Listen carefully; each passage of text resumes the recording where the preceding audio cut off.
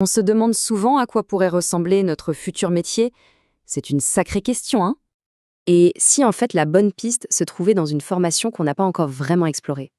Allez, on va découvrir ensemble un univers qui ouvre la porte à des métiers qu'on croise absolument tous les jours, parfois sans même s'en rendre compte.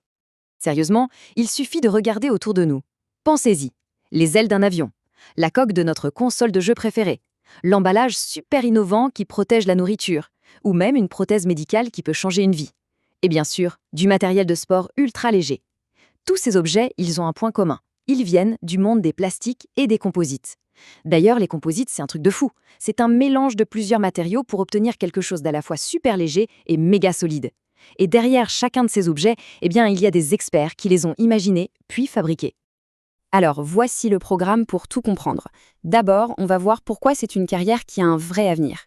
Ensuite, on va décortiquer ce fameux BTS, voir la boîte à outils qu'on y acquiert, les deux grandes options, l'architecte du moule et le pilote d'usine, et bien sûr, on terminera par tout ce qu'on peut faire après.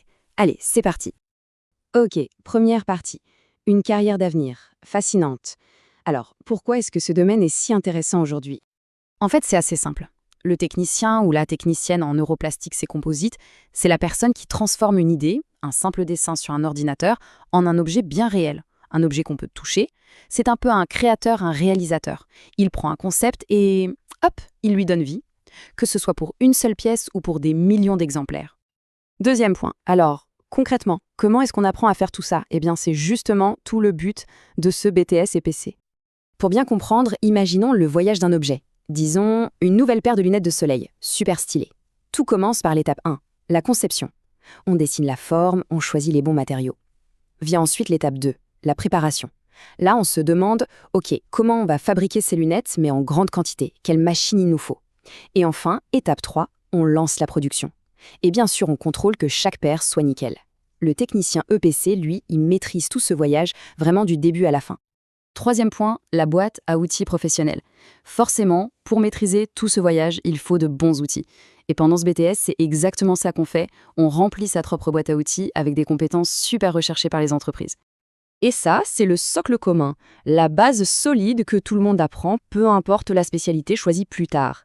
On y apprend à bien comprendre la demande d'un client, à piloter toute la chaîne de production, à concevoir et préparer la fabrication, à lancer et améliorer la production, et surtout à s'assurer que la qualité, les coûts et les délais sont respectés. Ah oui, et bien sûr à collaborer avec plein de monde. C'est vraiment un bagage complet. Et maintenant, vient le moment du choix. Une fois qu'on a cette super boîte à outils de base, la formation propose 2 chemins différents pour devenir un expert. C'est là qu'on choisit la voie qui nous correspond le mieux. Quatrième partie et première voie possible, l'option CO pour conception d'outillage. Pour que ce soit plus parlant, on va l'appeler la voie de l'architecte du moule. La mission ici, c'est de concevoir l'outil parfait, la pièce maîtresse qui va donner sa forme finale à l'objet. Pensez à un gaufret. Pour faire une bonne gaufre, il faut le moule parfait. Eh bien là, c'est exactement ça. On conçoit ce moule ultra précis qui va permettre de fabriquer des milliers d'objets identiques. C'est un travail qui demande à la fois de la créativité et beaucoup de précision. Alors concrètement, ça se passe comment? On travaille sur des logiciels 3D super puissants, ce qu'on appelle la CAO, pour dessiner le moule. Le but, c'est de trouver la meilleure solution pour que l'outil soit performant, mais aussi pas trop cher à fabriquer.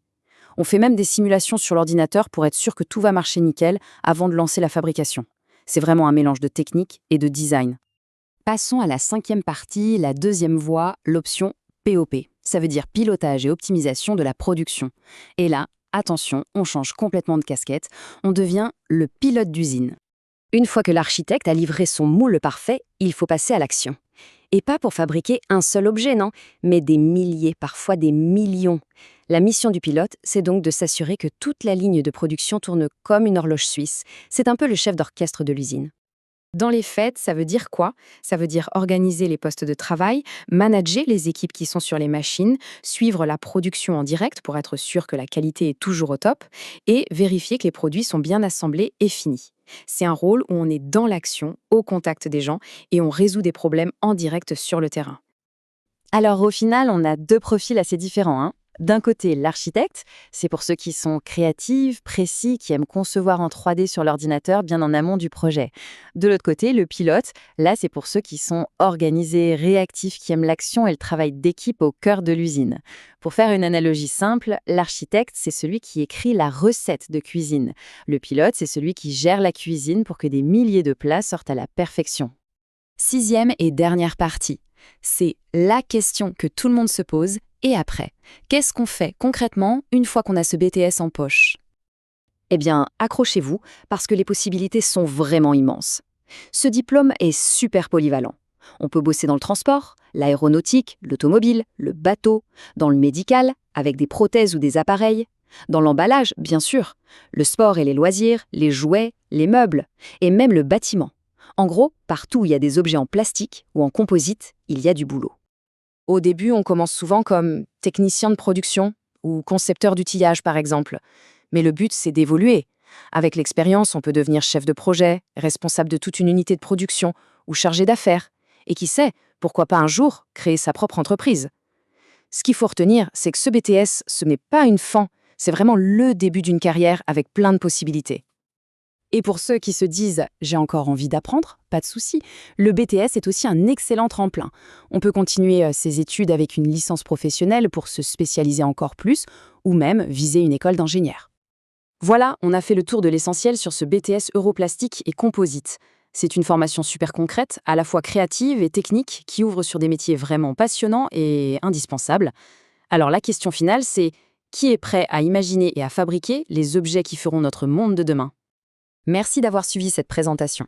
Pour découvrir d'autres formations, rendez-vous sur le podcast et la chaîne YouTube Choisis ta formation et ton métier. À très bientôt.